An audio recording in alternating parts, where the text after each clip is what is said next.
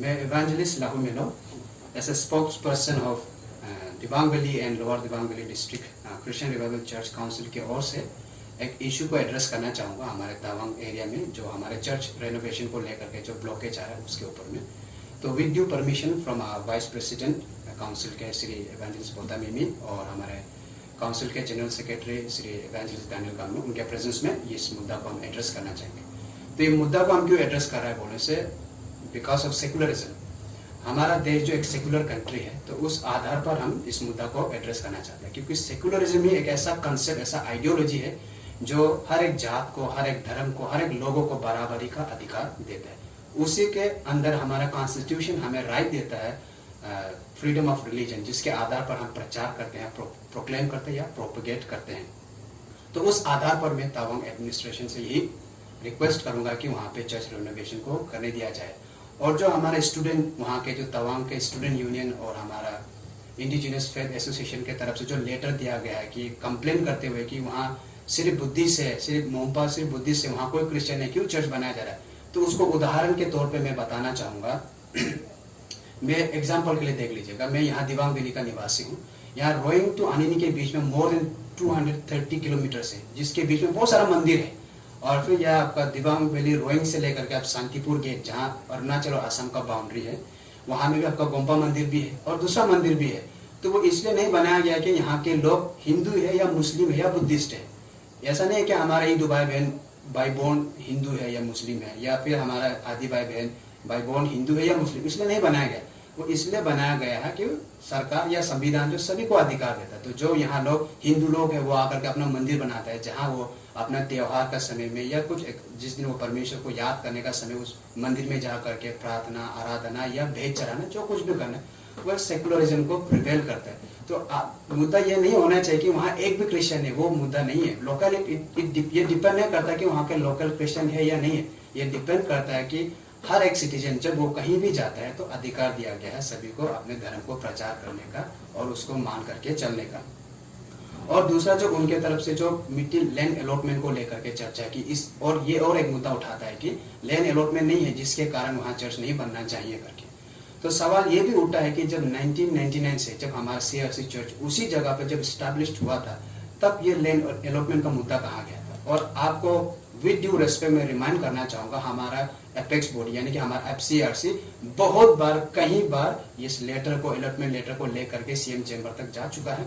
लेकिन आपको पता है कि अरुणाचल का एडमिनिस्ट्रेटिव सिस्टम कैसा फंक्शन करता है, जहाँ का भी पेपर को गायब कर दिया जाता है, फिर या राउंड राउंड घुमाया जाता है, जिसके कारण अलॉटमेंट पास नहीं हो पा रहा। Otherwise FCRC V S Christian सारा प्रोटोकॉल को हम लोगों ने फॉलो किया है, लेकिन गवर्नमेंट की तरफ से रिस्पॉन्स जल्दी नहीं आ रहा है, डॉक्यूमेंट को कहीं ना कहीं मिस आउट कर दिया जा रहा है। तो इसके लिए लैंड अलॉटमेंट का मेरा हिसाब से अभी का समय इसको पॉइंट आउट करने का इतना बड़ा इशू नहीं है। अगर हाई कोर्ट का लेकर के भी बात करता है तो वो जस्ट 2009 से ही कहता है, लेकिन जबकि ये आपका 1999 से वहाँ पर स्टैब्लिश्ड है।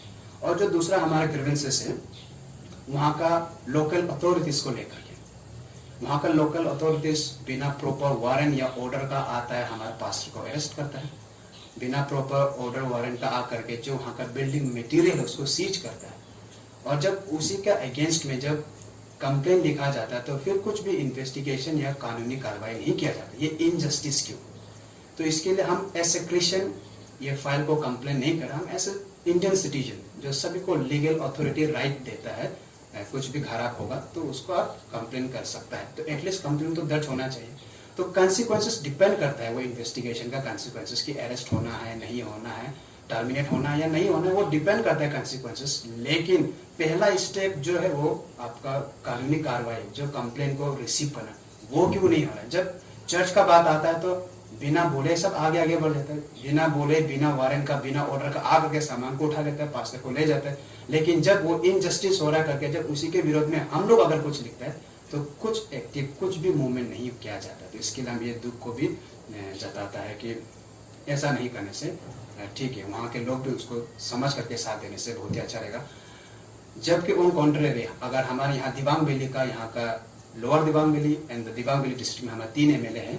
हमारा लोअर दिबांग वैली में श्री मुपी में हूँ, लोअर दिबांग वैली में श्री मुचुमिथी एंड हम लोग का श्रीमती गुमताई, उनका तरफ से यहाँ कभी भी ऐसा प्रॉब्लम आने नहीं दिया। चाहे हम क्रिश्चियनिटी माइनॉरिटीज में जरूर है, बुद्धिज्म माइनॉरिटीज में जरूर है, मुस्लिम माइनॉरिटीज में जरूर है, लेकिन उनको कोई प्रॉब्लम आने नहीं दिया। ये डिस्ट्रिक्ट बाय नेचर एक एनिमिज्म, एक कल्चर को मानने वाला है, धोनी पोलो नानी इंटा या कुछ भी स्पिरिट को हम लोग मानने वाला, हम लोग का ट्रेडिशनली वो है। येट अभी तक इस माइनॉरिटीज को उनका तरफ से कोई भी ऐसा प्रॉब्लम होने नहीं दिया, ना पॉलिटिकली ना एडमिनिस्ट्रेटिवली।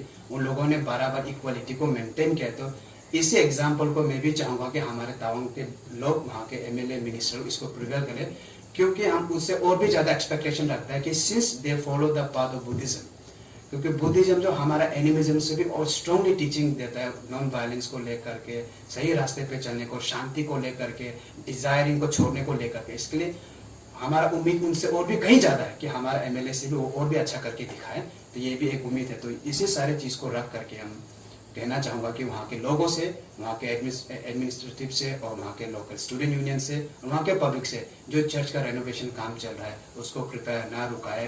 क्योंकि लास्ट ये भी कहना चाहूंगा, क्योंकि जो चर्च बना रहा है वो नया जगह को एलोकेशन नहीं कर रहा है, नया जगह को वो लोग कैप्चर नहीं कर रहा है, इंक्रोचमेंट नहीं कर रहा है। जहाँ पर 1999 से स्टैब्लिश था उसी चर्च को, उसी मंदिर को फिर से रेनोवेट कर रहा है, क्योंकि वो खराब हो रहा है। अगर आपका भी चर्च या आपका भी मंदिर या आपका भी टेम्पल अगर किसी जगह में खराब होता है तो आप उसको ऐसे नहीं छोड़ देगा, आप उसको फिर से बनाए, क्योंकि आपका आस्था से, आपका बिलीफ और फेथ सिस्टम से जुड़ा हुआ है, जो हमारे लिए बहुत एक इंपॉर्टेंट इमोशनल अटैचमेंट रहता है।